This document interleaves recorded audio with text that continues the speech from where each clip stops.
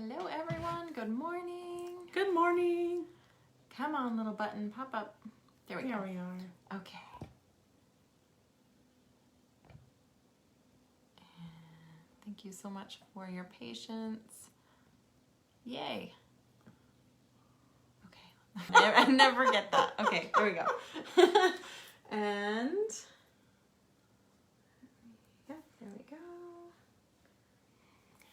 Well, I wish I could sing because I'd sing you a song today, but Yes, please. I don't sing. Okay. I know some kindergarten alligator.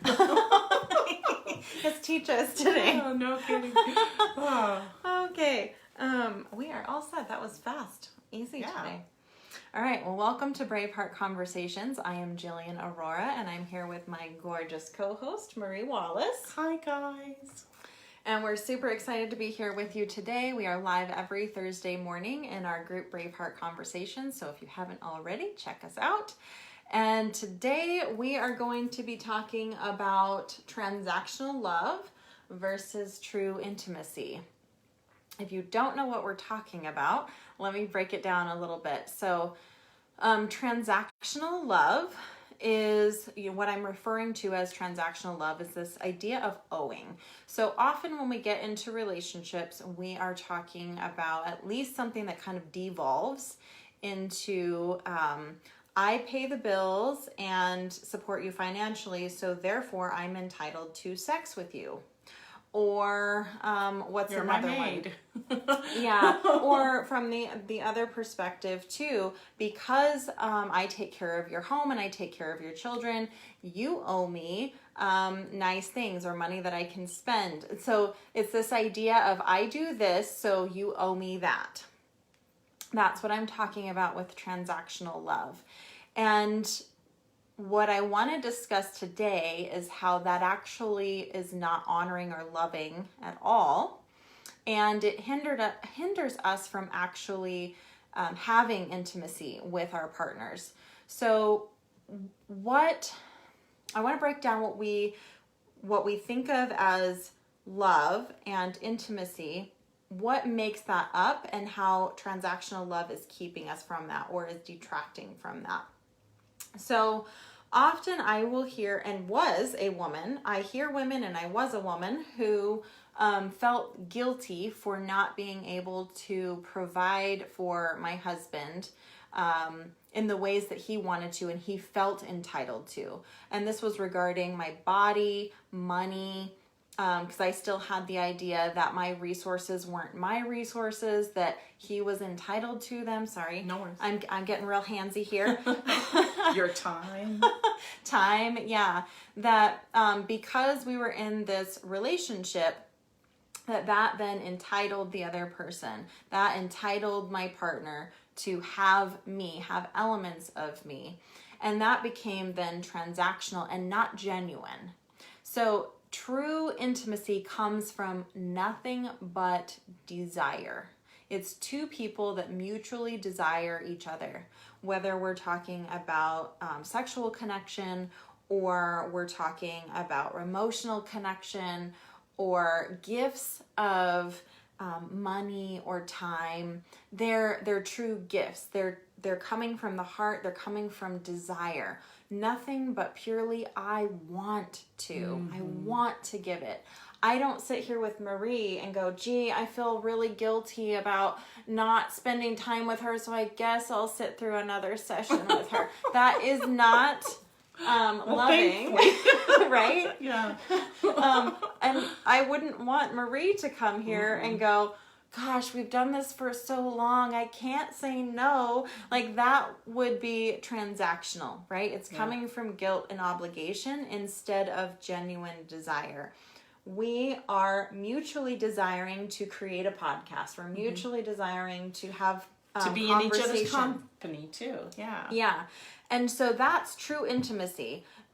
Intimacy can happen in every type of relationship. It's that idea of true connection. And it can only happen when two people mutually desire it. It doesn't come from owing. Yeah. So if I were to start getting those feelings, right? And I started to feel like, oh, showing up to that podcast is a burden, right? Or, oh man, I'm not ready to see Marie again. Then I would be obligated to communicate. I would be obligated, if I truly love Marie, I would communicate that with her and either change the situation where it was more honoring to both of us, or say, I'm not feeling this right now. That would be the most honoring thing to do, and vice versa. Instead of just manufacturing those feelings and doing it out of an obligation and owing. Yeah. So, Marie, do you want to add to everything that's been said about transactional love? What your experiences have been around transactional love? How does it feel when somebody else is either expecting you to do something for them? Well, there's a lot of unwritten expectations too that you may not consciously be aware of, where they are expecting these things and you're not consciously aware of it, and it just really causes a lot of tension. And you can feel it when either of you are going, wow, I'm in this relationship and I have to be because of X, Y, Z. It could be the kids, financially I don't feel secure, no one else will love me. For whatever reasons, we're staying obligated in this particular situation. Then it becomes transactional. Or back to what you were saying, that I do this for you, so you do this for me. And it feels so icky. Versus support. Well, how can I support you? And that's the other thing I was going to say about when she was saying, if for any reason this podcast starts to feel that burden, we'll have that conversation. And then we will mutually work on solutions that are a win-win. That's our usual mode of operandi. You're looking for win-wins. Always. Not a, if I do this, you win and I lose, or I do this and I win and you lose, because that's not fun for anybody. Like, who wants to be in a relationship where you lose? It's just not very much. It's not intimate, and it doesn't fill your soul, which to get to that level of intimacy that you're really looking for. Yep. Yeah. And you touched a little bit on really the idea of hierarchy, which is a little bit of a segue, but I'll tie it in. No, I like it. So hierarchy is a really subconscious thing that we have integrated based on many, many, many thousands of years of history, where women have been in a lower status of hierarchy. We have been property for, in most cultures, in most years on this planet, we have been property. And so there's that idea of hierarchy where there have been win-lose situations all the time. And women have been very accepting of being the losing party because we didn't have any rights to do anything else. So now at this point we have this really interesting situation where we do have the ability, we have the right to, we have an equal status. And so there's this idea of partnership that's very, very different than submission, and very different than you're the leader, I'm the follower. Instead, we are equal collaborators. Yes. In this relationship. Yeah, totally different dynamic. And so that element of hierarchy is for sure a intimacy killer, right? If I were to say, Marie, I don't really care how you feel. I'm the leader. I'm in charge. I run this podcast, and so you will show up every Thursday, right? That would then not... it becomes an obligation, and then it's not very fun. No. And then it does become only obligation, and it becomes only, if you were to follow along with that, which I know you wouldn't. Which I wouldn't. But you can see how that would not nurture connection. That would not nurture intimacy. That would actually create an unsafe and hostile environment for you, and would disconnect me. It wouldn't serve either of us. Yeah. So in a partnership, the standard is collaboration or nothing. win-win or nothing. Like that is the only option in a true partnership. There is never an option of, well, oh well, I win, you lose. Deal with it. I've heard that. Deal with it. Like, no. And sometimes that is the conversation in transaction. Also, how many of us have been in situations where a partner has said, well, you're married to me, so you need to give it up, and that's just the way it is. I think many of us have been in those situations. And it's very transactional, and it's very, I got into this relationship with you, so therefore you owe me. And tough shit. I want to talk about maybe some of the history that brought us there. As children, we have often heard from the very beginning that we are not entitled to ourselves, that we do owe something. We owe to employers. We owe our time to employers. We owe, which is a true transaction, by the way. It is a clear, I am trading you my time and my effort for money. Like, it's a very clear exchange that you can do in a marriage if you'd like, but that's very different than saying, I'm going to get into this relationship because I love you and we want to mutually create something. So if you want a transactional relationship, then be honest about it. Come to the table and say, I am trading you these pieces of myself in order to have this particular lifestyle. I've seen that in marriages before too, and it works for them if they all understand it, but it's not the kind of marriage I want, but it has worked for people. Yeah, and there's no judgment there if that is what you choose to do. Just be honest about it. Yeah. Like, both people deserve honesty. So if one person is in the relationship... And both people agree. Exactly. If one person is in the relationship thinking that they're here for love and intimacy, and then the other person is here thinking, well, you fulfill these needs for me, you cook my dinners and you clean my house, then you're really not on the same page, and that dishonesty won't serve you well. Excuse me. So what I would like to do is talk about where we're getting that, because a lot of women that I've worked with have explained how they feel guilty when they say no to any part of accessing them. So maybe it's time, I feel like I have to rush home after work because I'm supposed to do the dinner and that's my husband's time, because any time that isn't fulfilled by, or isn't isn't spoken for on my calendar by something else, some other obligation has to be, for this person. But that's a really assumed expectation or entitlement, attention. I must make sure that my partner is, has my attention before everything else. And my kids. Yeah. And the expectation is also, and it's an unwritten expectation or a secret, that you won't have any desires. You can take care of yourself on any of your needs or desires. I think that's an unwritten expectation. Like, it's not a consideration if I don't say something.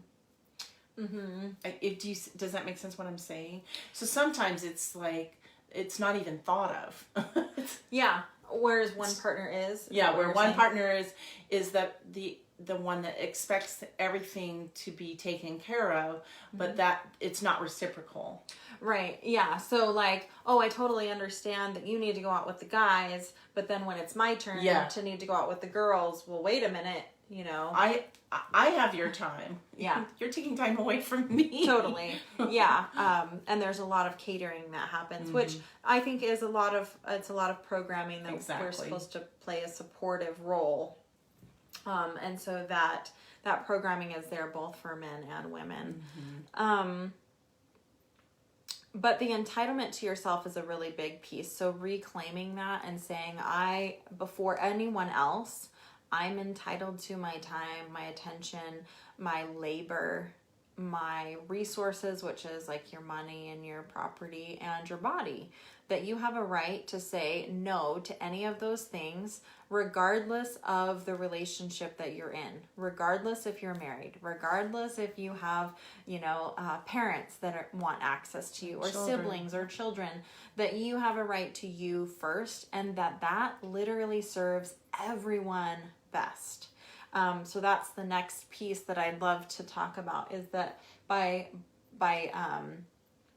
acting in entitlement to yourself, you actually serve everyone best. So if I operate in, everybody else is entitled to me first, then I'm giving, and I end up feeling burnt out, resentful, exhausted. They get what's left of me. And consumed. Really, I'm consumed because I'm literally giving away pieces of myself that I'm sacrificing and I really need for me. So it's the opposite of thriving. It's the opposite of feeling lit up and being tapped into your desires and acting fully in your calling.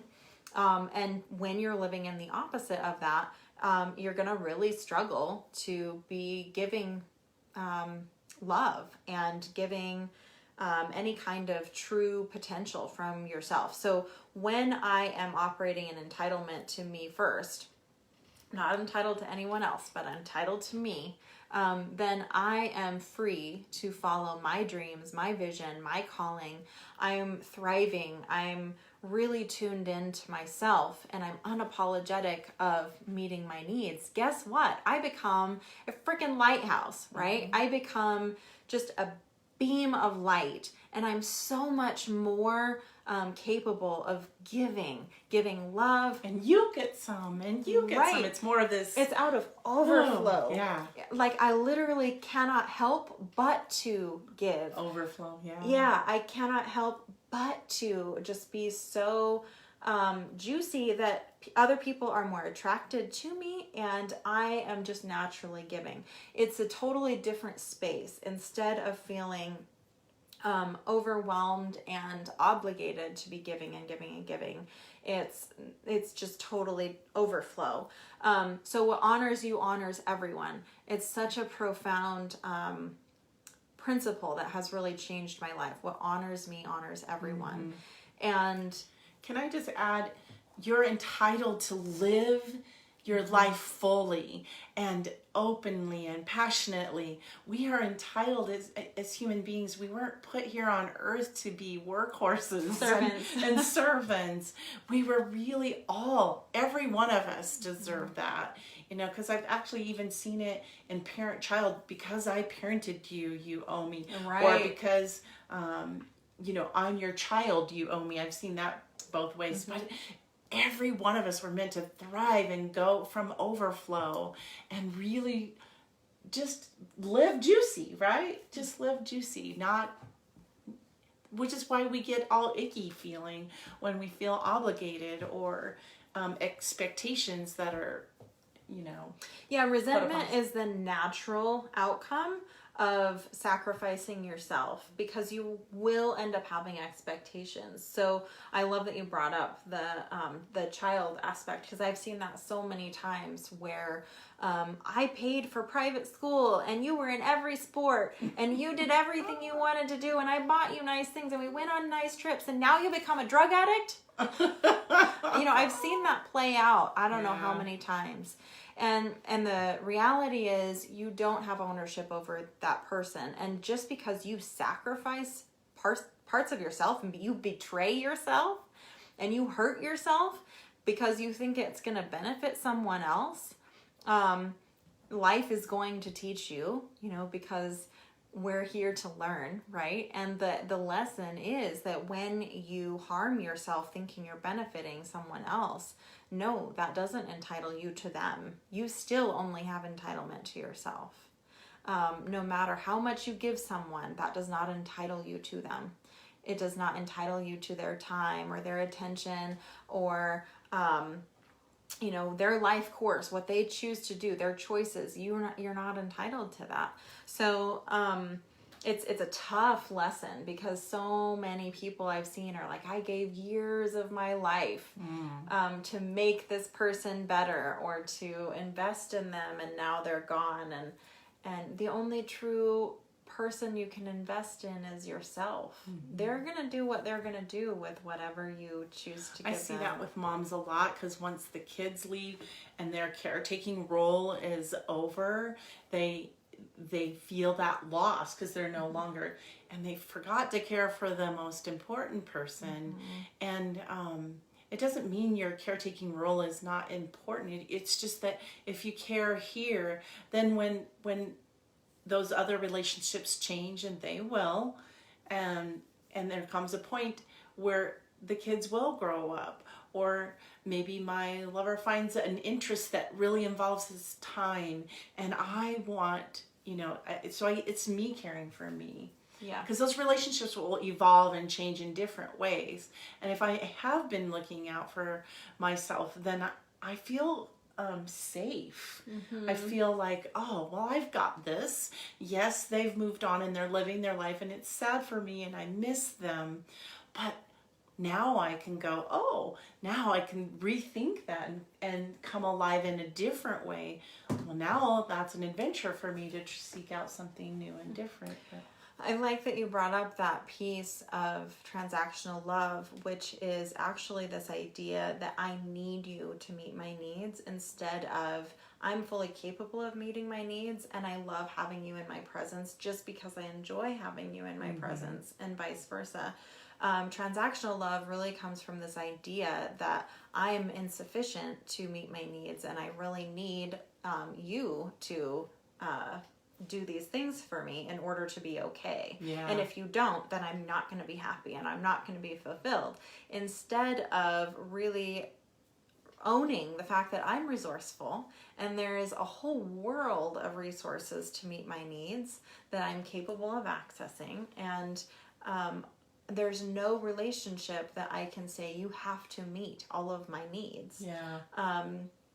And so it is more of a desire-based relationship. Again, going back to desire versus obligation, but knowing, like, I want my partner to do whatever he's going to do to be happy. And he wants me to be happy. And that if that isn't the case in that relationship container, we'll release each other, right? Because the relationship isn't the priority. The health of both people is the priority. Yeah. And that's the same for any friendship.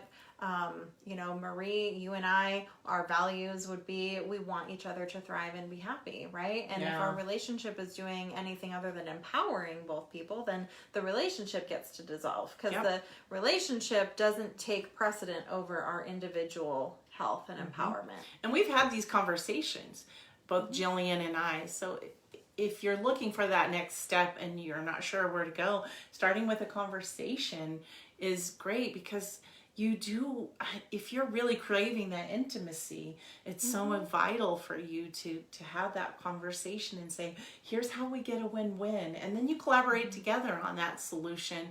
And that is really freeing and empowering too, is just going, hey, I have a teammate, because we're teammates. Yeah. It's not, Jillian versus me and me versus Jillian. We're teammates in this, as well as our other relationships. Even with me as a mom and my children, how can I help you? And my kids do the same for me. It's a mutual support, a mutual concern, not concern, concern's too strong, a mutual desire, energy exchange. Yeah, it's energy exchange. A mutual desire to see each other's happiness and to be want to be part of it. But it's never given in any way except like, oh, I really desire to help you out here. What can I do? Versus, no, I'm her mom and I have to. Yeah. But how many of us do that? Because it's obligation.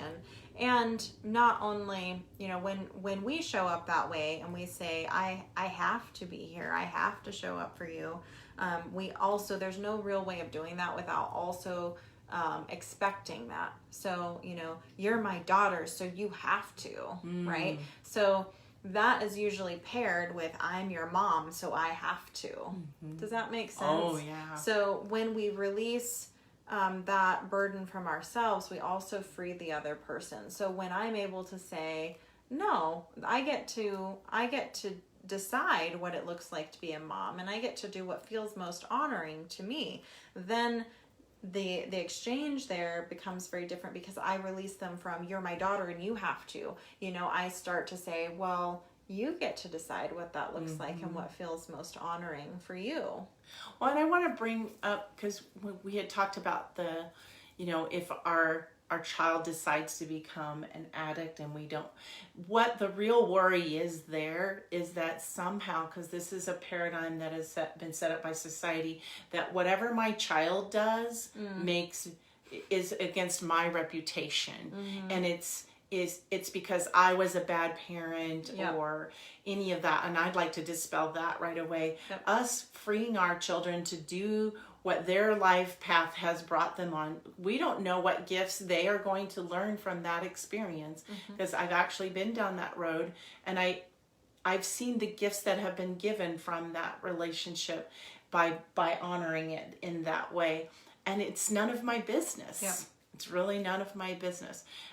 I may want to be there and be supportive along the way, no matter what your choices are. But then again, it's building, and I'm pretty sure I can say this, one of our daughters was an addict, and we had to build some strong boundaries. We were still there for her, still supportive of her, and we still said, we still want to meet with you and be with you, but it has to be in a neutral place, so that we're still honoring her and supporting her, but that we're not taking on any of that. Yep. And nor she's on her own journey, right? It has nothing to do with me.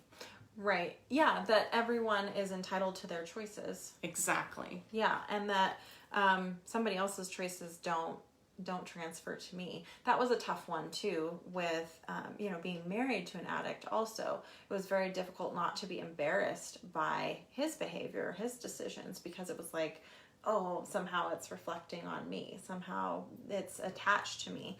And so if we can dispel that, and just their behavior is something they're responsible for, and my behavior is what I'm responsible for. And so how am I behaving in this situation? And am I trying to force my will on another person and make them be the way I think that they should be? But we all have the power of choice, and that doesn't mean that it reflects at all on your failure as a person or success as a person. That your behavior will determine that. Well, and even her choice to go down that path, because you don't know what anyone's journey is. No. Sometimes it is just trying something the first time, and all of a sudden you have an addiction that you didn't know about. But the gifts that she received, I just want to go back to that, because her choice led her to her solutions, which empowered her to be her best self. And now she's an amazing, wonderful human being because I didn't interfere. Bingo. Oh my gosh, it's so powerful. And I allowed divine to jump in and help whenever was needed. Absolutely. Yeah, I've also seen that many times, where the most empowering, loving thing that I could have possibly done is to get the hell out of the way. Over and over I learned that lesson, get out of the way. By saving someone from their pain and their consequences, I really just prolonged that pain and that hurt. And, I really believe accountability is love. Coddling someone is not. And I believe that because I lived that, painfully over and over.